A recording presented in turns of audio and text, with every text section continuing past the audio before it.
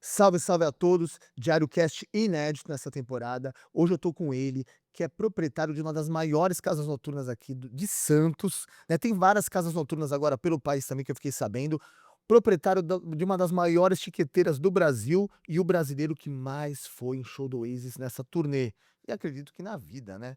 Eu tô aqui com nada menos que o Daniel Azevedo, agora acertei o nome, Boa, né, Daniel? acertou o nome, acertou o nome.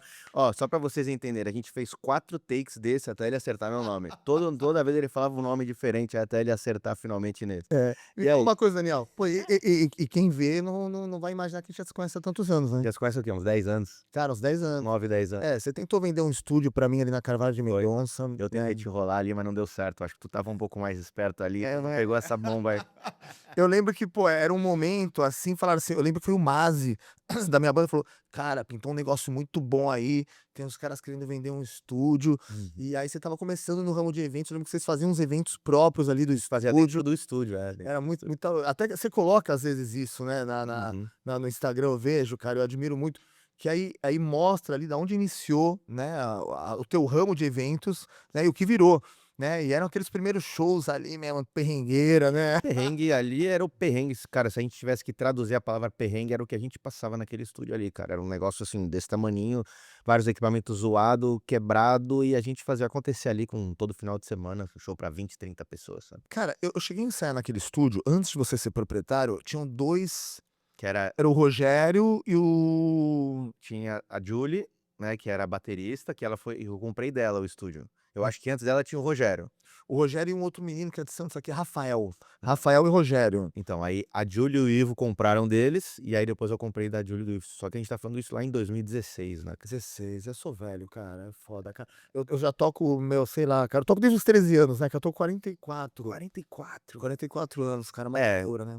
isso já faz tempo e foi meio que o início de tudo ali, cara. Foi quando, assim, tudo não existia dinheiro, não existia estrutura, era só 4 moleques querendo fazer acontecer e, tipo, e sem grana nenhuma. Se o evento sobrasse 300 mangos no final da noite, pra gente dividir para os 4, já estava felizão. Estourava um champanhe, né. É, e na maioria das vezes não a maioria das vezes não chegava a sobrar isso, a real é essa. Que loucura. Então foi é que na verdade a gente nã a ideia inicial do estúdio não era fazer evento ali, né, ali era um estúdio de ensaio, tipo, propriamente dito, a gente ia fazer ensaio e gravação, e aí depois surgiu fazer a aula e tal, enfim.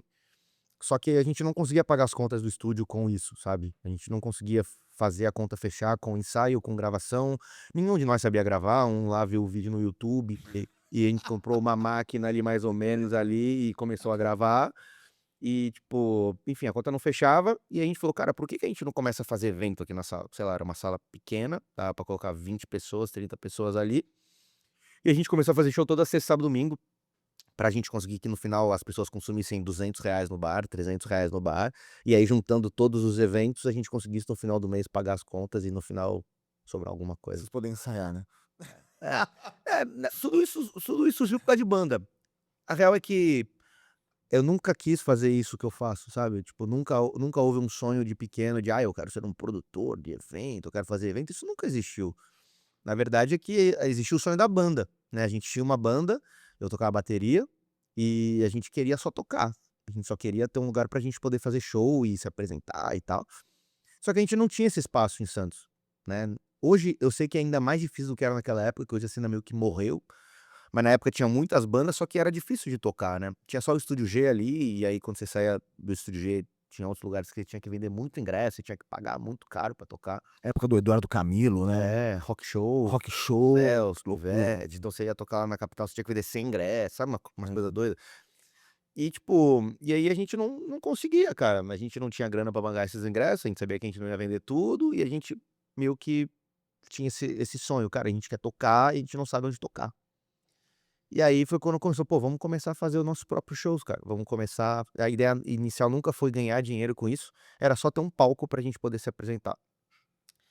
Só que a coisa foi dando certo, a coisa foi acontecendo, os shows começaram a dar dinheiro, eu tinha 17 anos, então, tipo assim, tipo, era uma grana que eu nunca imaginei que eu iria ver na vida, e a coisa foi dando certo. E aí tanto que eu abandonei a banda, não toco nem há faz 10 anos que eu não toco. A gente acabou de falar dos caras aqui, né, cada um tomou um É, rumo na vida, cada um né. tomou um rumo e essa parada acabou pegando dando certo, assim, e aí se tornou o que se tornou depois.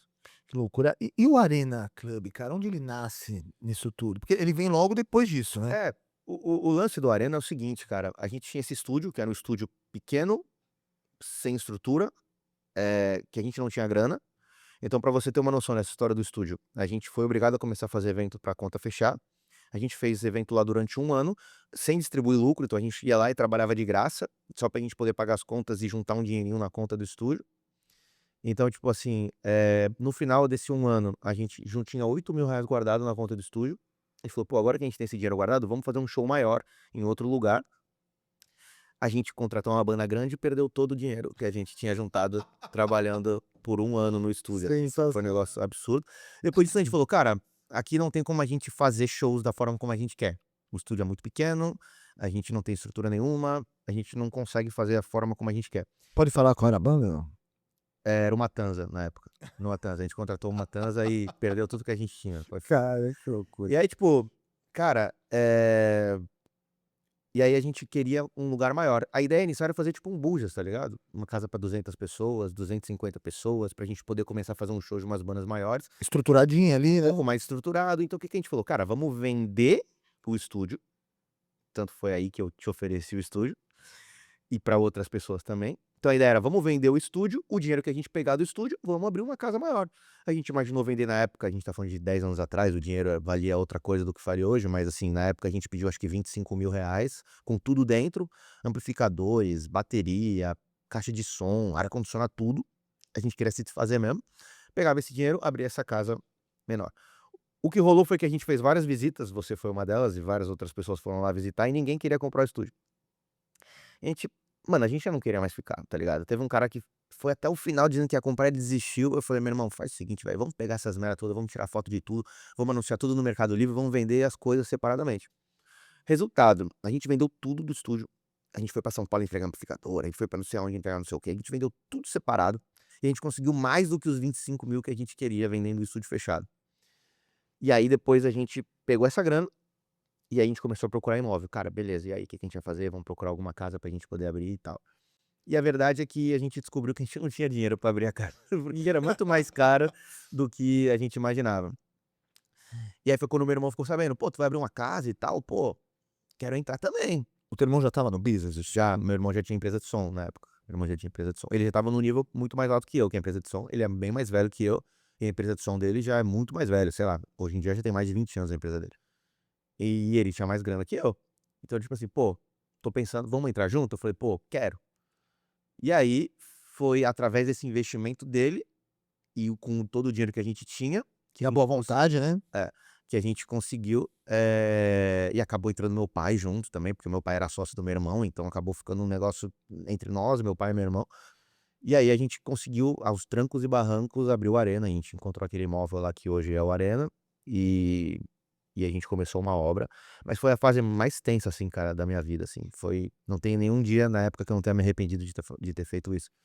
Porque a verdade é que a gente não sabia o que estava fazendo, né, cara. A gente não sabia o que estava fazendo. Tipo, eu nunca tinha entrado numa obra na minha vida. Não, e a reforma, ela foi acontecendo durante Não, o Arena Club também acontecendo, né. isso aconte eita, o que foi a jogada? É que a história é bem dramática, além dessa história do estúdio já ter sido bem dramática, da gente ter perdido tudo que a gente juntou desde que a gente chegou lá, a gente conseguiu vender e a gente abriu a Arena.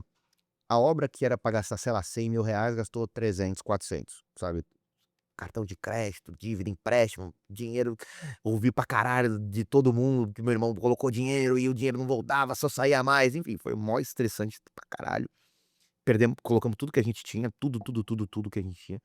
E a obra não andava, cara, porque, tipo assim, eu fiquei lá na obra, meu irmão não apareceu lá, ninguém apareceu lá, e eu tinha que ficar coordenando todos os pedreiros. Eu nunca tinha estado numa obra na minha vida, do nada tinha 20 caras lá que eu tinha que coordenar. Enfim, e eu fiquei lá e a obra não andava, cara. A obra não andava, era um saco sem fundo, era um gasto maior que o outro, tipo, duplicava, triplicava toda hora os custos. E a gente combinou de abrir a casa 6 meses depois, essa obra começou em julho, a inauguração ficou para dia 24 de novembro de 2017. E a verdade é que, tipo, no dia da obra, no dia da inauguração, a gente ainda estava fazendo obra. Tipo assim, os caras estavam pintando a fachada no dia da inauguração à tarde e as pessoas entrando em contato no Instagram, tipo, vai ter mesmo a inauguração hoje? Porque os caras ainda estão fazendo obra, pintando a Tinha fachada. andando ali na É, foi isso mesmo. E eu lembro até hoje, cara, que a gente abriu a casa e tinha os pedreiros dentro da casa ainda, quando, tipo, as pessoas estavam entrando e os pedreiros estavam lá de chinelo dentro da casa ainda, porque tinham acabado de terminar a parada. E aí, tipo, mano, a gente tudo deu errado, todos os primeiros eventos, tudo deu errado, a gente perdeu todo o dinheiro que a gente ainda Foi tinha. 17, 17. finalzinho 17. Então, finalzinho de 17. Além de a gente ter torrado muito mais dinheiro do que queria na obra, a gente também perdeu, tudo que a gente tinha também nos primeiros eventos, que tudo deu errado. A gente resolveu abrir como bar, também dia de semana, então final de semana eram os eventos, dia de semana era baixo, só que ninguém aparecia, então a casa ficava sempre vazia, e a gente tinha 9, 10 funcionários pra pagar. Então os primeiros meses foi só perrengue, cara, foi só perrengue. Depois de 6, 7 meses a casa começou a encontrar um caminho, a gente começou a aprender como fazia o business, entendeu? E aí a coisa começou a dar certo. Foi quando a gente teve o problema no telhado e a gente teve que arrancar o telhado fora lá da casa, e a casa ficou sem telhado, e a gente, tipo assim, foi um perrengue absurdo, foi a época que eu te conheci, que você começou a frequentar o Arena e Cara, tal. eu toquei lá a primeira vez, é muito louco, eu só toquei em 18, na festa da Time for Fit. Tocou a gente, o Trio de Ferro, cara, e mais alguma banda lá que eu não lembro quem era. Ah, talvez o Trevo, cara, acho que foi o Trevo também que Uhum. tocou. E também, cara, assim, eu lembro que as coisas eram improvisadas, mas já existia ali uma sinergia muito boa, assim, sabe, de Uhum. música. Uhum. Tipo assim, a gente sempre teve a esperança que aquilo ia terminar, Sim, sim, né, sim, cara, sim. que esse é um dos maiores espaços realmente aqui de show de Santos, que você não ia desistir, porque assim, sempre pegou muito afinco aquilo ali, cara. Na verdade, aquilo ali foi um grande exercício de força de vontade, cara, porque quando eu tenho o problema do telhado, eu fiquei sem telhado, mano, eu tinha evento no sábado, quinta-feira eu fiquei sem telhado na casa, metade da casa estava sem telhado. Aí o que que eu tive que fazer? Passei um tapume, metade da casa, ficou metade da casa sem telhado do lado de cá, e do lado de cá eu continuei fazendo os eventos. Eu toquei também nessa época também. Cara, e aí foi uma coisa de maluco, cara, a gente estava fazendo uma obra, construindo um telhado enquanto rolavam os eventos na casa, sabe, foi um negócio completamente doido. Depois a gente resolveu montar um mezanino lá, que existe hoje, que na época não existia, então a gente começou a construir um telhado em cima do telhado que já existia e fazia evento embaixo, e aí se chovia, chovia dentro da casa, e aí, meu irmão, foi um negócio completamente irresponsável. Mas valeu a pena, cara. Meu irmão, valeu a pena. E sabe qual é o pior disso, cara? É que a gente passou um baita perrengue, baita perrengue, baita perrengue. A gente ficou 2019 inteiro fazendo obra de manhã e de tarde, evento de noite e de madrugada.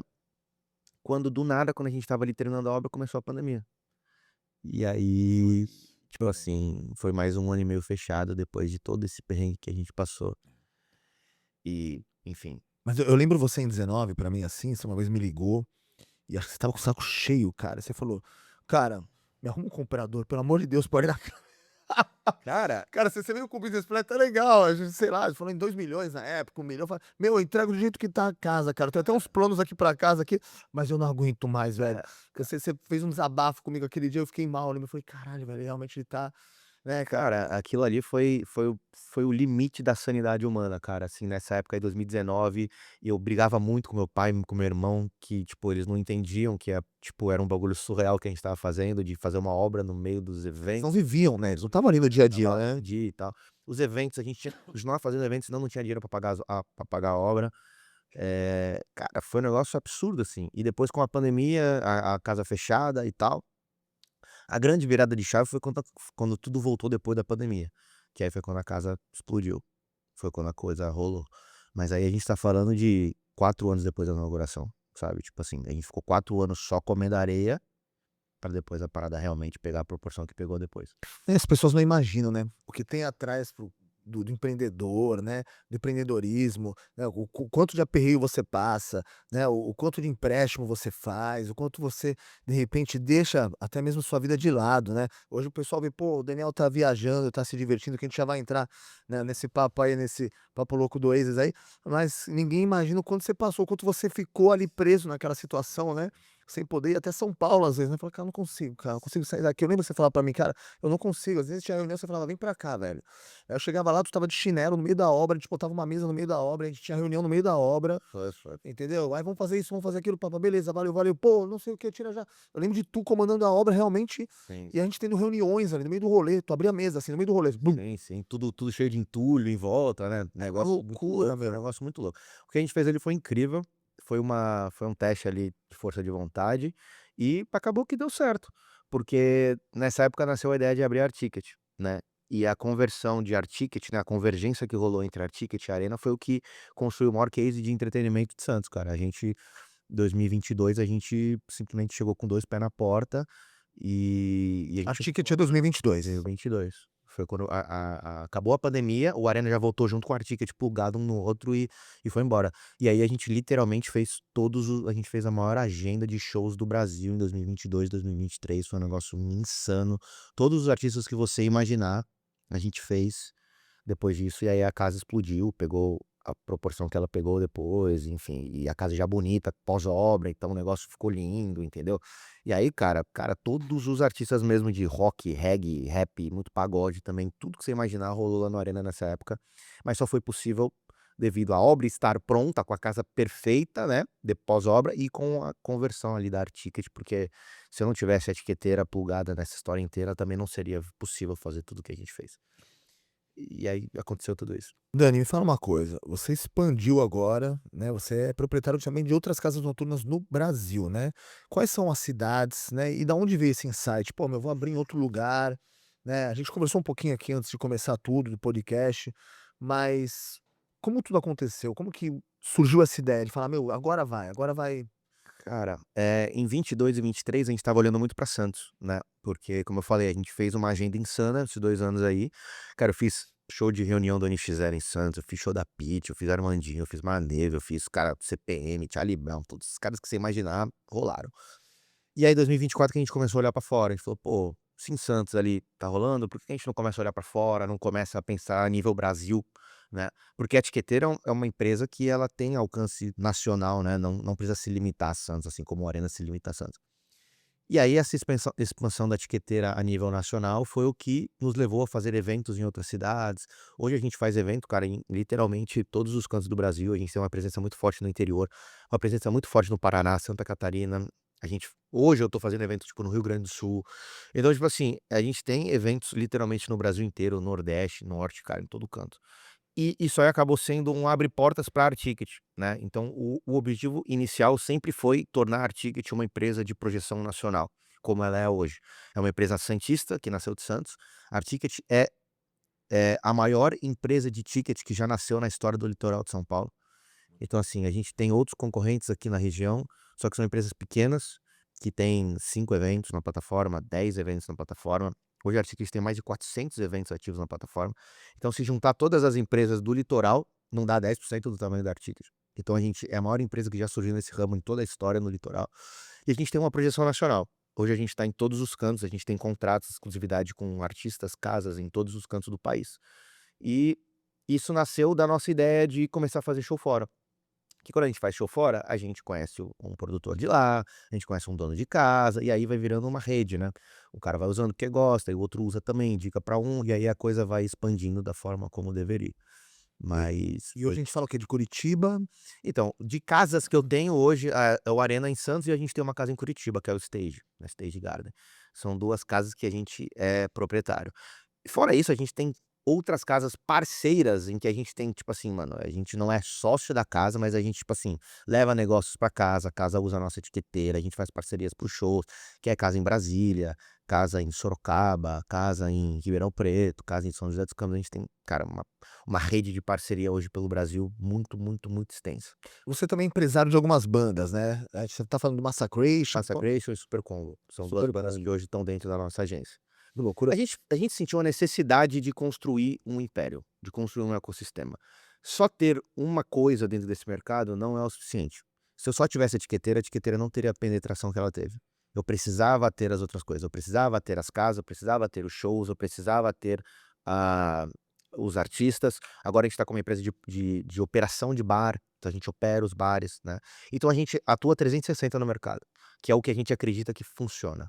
Entendeu? Hoje você para você se destacar no mercado, você precisa ter uma operação mais 360, senão fica 10 vezes mais difícil, é verdade. É, acho que para o empreendedor em geral, né, se ele depender de um único negócio, de um único comércio, né, de um único meio de sobrevivência, fica muito difícil para ele hoje em dia, né. Sim, sem dúvida, sem dúvida.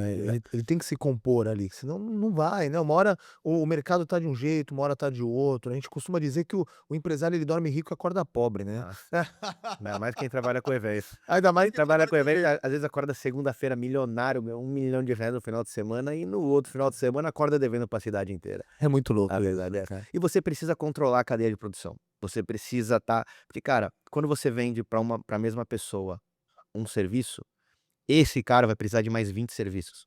Por que que você não oferece os outros 20 serviços também? Em vez de você vender uma vez para o mesmo cara, você não vende 20 vezes para o mesmo cara.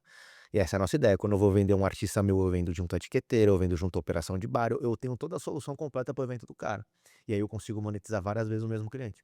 Com toda certeza. Vamos lá, Dani. E aí a gente falou que você é o brasileiro que mais foi em show do Oasis nessa última turnê. Eu acho que da história do Oasis, né? Acho Cara, que assim, qual que é o lance sobre isso? Eu sempre gostei de gastar meu dinheiro com experiência, com viagem. Se você vê, eu ando num carro velho, enfim, não tenho nada demais, tudo do simples, só que a minha grana vai pra experiência. Então e a banda que eu mais gosto é Oasis.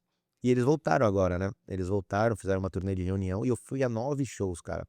Fui a 9 shows, eu fui em um show de estreia no País de Gales, eu fui 2 shows em Manchester, que é a cidade natal deles, eu fui um show em Londres, eu fui 2 shows em São Paulo, eu fui 2 shows em Buenos Aires, eu fui um show em Santiago do Chile. Então foram 9 shows e eu reivindico o título de, brasileiro que mais foi a shows do Oasis em 2025 e talvez do mundo. Se alguém conhecer alguém que foi a mais shows que eu tô pagando uma recompensa aí, porque até então eu reivindico esse título. olha, é isso aí, ó. Isso vai virar corte, tá? Isso aqui a gente vai espalhar pelos 4 cantos do Ó, Brasil e a gente quer achar um brasileiro que mais foi em show do você que tá Oasis. vendo esse vídeo aqui agora, se você conhece alguém que foi a mais de 9 shows do Oasis em 2025 e você tem como comprovar isso, eu te pago R$ 2.000, beleza? Então você traz pra mim essas comprovações, se você realmente conhecer, pode ser brasileiro ou gringo, eu vou te pagar R$ 2.000 como recompensa, mas eu tenho certeza que você não vai conseguir. Ó, o Daniel paga 2.000, eu pago mais 2.000. Eu tô acreditando que ele tá falando, eu acredito nos meus convidados aqui. É isso. E eu vou, após isso, após esse vídeo viralizar e a gente chegar à conclusão que eu tô certo, eu vou entrar em contato com o Guinness Book. Pô, só falta o cara aparecer, né, Daniel? Parece o cara Não tem como, não uma tem como, cidadezinha lá não da tem como. dos Cafundó lá: "Não, meu irmão, se liga só". Aí Ó, mostra lá no inclusive Instagram vai dele. precisar colocar legenda em inglês aqui nesse podcast, né, porque brasileiro eu tenho certeza que não vai aparecer, tem que ver se vai aparecer alguém na gringa lá. Mas será? No mundo, será que você foi o que mais foi em show, meu? Não sei, viu, cara, 9 shows é bastante coisa. Ó, o Daniel vai pagar $1.000, cara. Não, Milão, eu confio no que eu tô falando. $1.000 se aparecer alguém do mundo, tem que ser fora do Brasil. Qualquer Brasileiro um. 2.000. Brasileiro 2.000 e no mundo $1.000, tá fechadíssimo, tá fechadíssimo. Fechadíssimo. Né. Os caras vão Mas, começar cara, uma puta experiência, velho. Puta experiência, um dinheiro bem gasto, assim, eu sei que é um pouco extremo, mas tudo que eu faço na vida é um pouco extremo, mas assim, cara, eu fui, assim, para todos os cantos, nos shows, foi uma coisa incrível e você também pega muito repertório, né, velho, porque quem trabalha com evento, vê tudo isso acontecendo, pega insights, então, foi uma experiência muito positiva. e lá funciona muito mais, né? Sim. Cara, a verdade é que eventos no Brasil, sofrem de muita falta de estrutura, de falta de dinheiro para fazer as Você coisas sentiu a diferença? pra caraca. Lá no mercado se sustenta, o mercado fica de pé lá, né. Então, tipo assim, as pessoas compram o ingresso, o poder aquisitivo é alto, o evento se sustenta só com venda de ingresso e a coisa rola. Existe um mercado independente lá. Aqui não, tem que ter intervenção estatal, senão os eventos não rolam, tem que ter, ajudas, entendeu, que o mercado aqui ele balança muito, entendeu. Então é muito diferente a cultura também, aqui e lá. E o clima dos irmãos que você sentiu, cara? Eles voltaram mesmo, fizeram só por causa da É, turnê? eles voltaram, assim, existe uma mágoa e eu sinto que não existe mais, os caras ganharam muito, mas muito dinheiro nessa turnê, né, velho. Se E aposentaram, será? com certeza, cara. Sei lá, cada um levou ali no mínimo ali uns US$ 50 milhões aí brincando, assim, cada um, sabe. Então, mas eu acho que eles vão fazer novamente, mais alguma coisa, eu tenho bastante certeza disso. É porque tá ali na veia dos caras, né, É. cara, é difícil, né, o cara fala: "Meu, não vou mais E fazer". depois do cara fazer um show desse com 50.000, 70.000 pessoas te assistindo, o cara não quer voltar pra carreira solo pra fazer um show de 1.500 pessoas, 2.000 pessoas, né, velho. Aí falta aquilo na vida dele, né. É, Se a gente com muito menos projeção, às vezes sente falta, sente um vazio, tu imagina um cara desse, cara que toca em não, estádio, né, meu. mano, com certeza ano que vem os caras vão voltar e eu vou estar lá de novo no show da Inglaterra. É isso aí. E vai continuar com o título, né, porque vai ser difícil alguém correr atrás agora, né. Impossível, eu sou o Flamengo da música. Difícil de pegar. O Flamengo heavy user do da turnê Oasis. E vamos lá, qual que são os planos de futuro agora, Daniel? Cara, primeiramente, o principal plano de todos é tornar a Ticket a maior plataforma de entretenimento do Brasil. Esse é o principal de todos os planos, tá. A gente está num caminho muito bom, a empresa cresce, ela dobra de tamanho cada ano que passa, ou seja, esse ano a gente teve um faturamento que foi o dobro do ano passado, e Consegue falar em números pra gente aqui? esse ano R$ 32 milhões processados através do site. Ano passado foram 16. E o primeiro ano lá em 2022 foram 6, então a gente partiu de 6 em 2022 para 32 em 2025, assim, Escalou, né? ela se multiplicou muito, né. E a gente busca os 50 ano que vem. Então assim, esse é o principal objetivo de vida, é tornar essa plataforma a maior plataforma de entretenimento do Brasil. Paralelamente a isso, eu quero voltar a investir em eventos em Santos, a gente deu uma parada nos últimos 2 anos justamente por causa dessa expansão. O santista pode esperar uma agenda aí repleta, Arena Club no ano que Sim, vem? ano que vem a gente vai vir forte como foi em 2022 e 2023. A gente sabe que o mercado não tá muito, eh, positivo para esse tipo de investimento, para esse tipo de afirmação, mas a gente também acredita que a gente não tem concorrência nas coisas que a gente faz em Santos, a gente meio que nada de braçada. Pelo fato da gente ter a casa, ter o som, ter a etiqueteira, ter a estrutura, a gente tem tudo, né, então não tem como alguém bater de frente com a gente devido a todas as estruturas, todas as coisas que a gente tem, né, então, ano que vem a gente vai investir forte em Santos de novo, vamos buscar aí uma penetração ainda maior da etiqueteira por todo o país, e continuar buscando aí oportunidades de artistas, casas e shows aí por todo o país.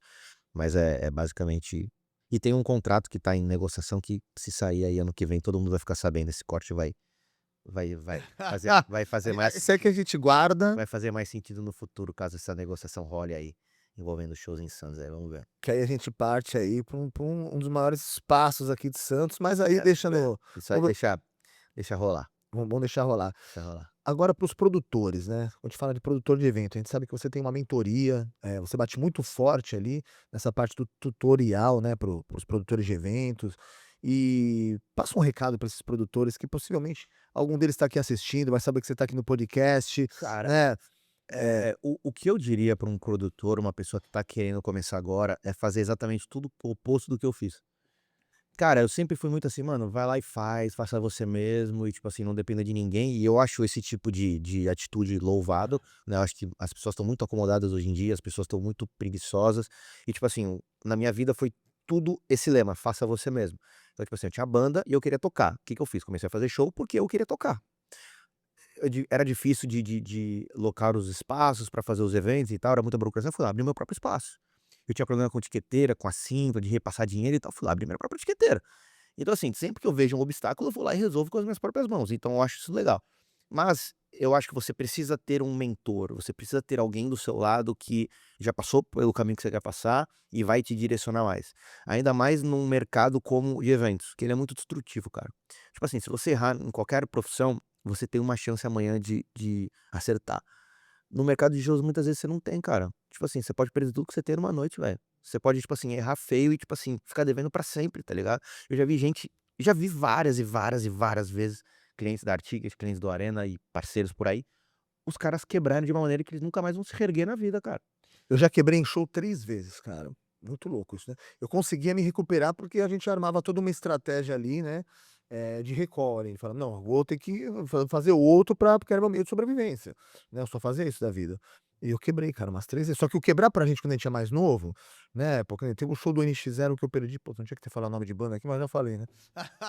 Tem problema, tem problema. Mas teve um show do NX Zero, né, que eu perdi R$ 70.000, cara, entendeu. Isso há muitos anos atrás, né, É, muitos anos R$ 70.000 era muito mais atrás. do que é hoje, né. Pô, eu tinha 20 e poucos anos, então começou minha vida ali, entendeu, cara. Então, pô, era muito dinheiro naquela época pra mim, era uma coisa que realmente fez, né, mudou muita coisa ali de um dia para o outro, né. Pô, dormi com 70.000 na minha conta, no dia seguinte não tinha mais, porque tu tem que pagar as pessoas, entendeu, cara. E aí não deu a bilheteria, não, sabe, eu lembro que eu peguei uma tal de gripe suína, não sei se tu lembra disso. Lembro, 2009, Aí eu né. consegui adiar o show pra outubro, aí eu tinha comprado data de todas as bandas possíveis, era Hard Ninja Sertacore, For Fun, Restart, Cine. Cara, eu comprei eu ia fazer, na verdade, um show a cada mês.